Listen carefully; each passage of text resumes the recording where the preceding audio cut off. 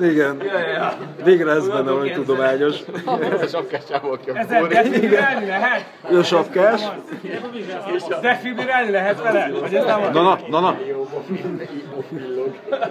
360 joule-on. Közben nyomjátok az adatokat fejből, ugye?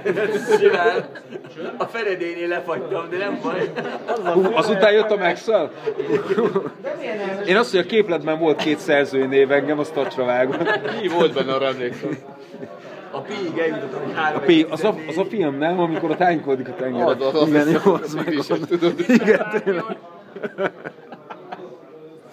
Kárbelénk. Ez most egy 100 millisekundumos ablak, egy osztás. Tehát ő 100 millisekundumon basz ki egy jelet. Baszki. Nyomdok videót. Bent is beszélgetünk.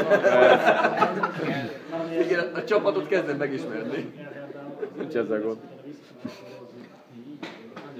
Így működik a pípszetek. Na most mutatok egy dolgot. Ez csak ennyi, hogy nézd. Nézd meg. Hoppácska. Jaj. Az igazság pillanata. És az a 3 antennás. Nem értem, de látom, hogy nem jó. Ez a rossz érzés, ugye?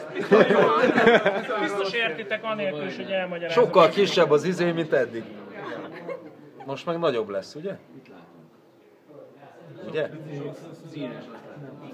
És ez csupán csak az, hogy keresztezi a... Ez azt jelenti, hogy nem találnak meg olyan gyorsan? De az a szar 70 000 forintot az órod előtt. De akkor miért van benne 3 antenna? Nem így kéne ezeknek állni? Hát, de így kéne állni, és mégis ez van.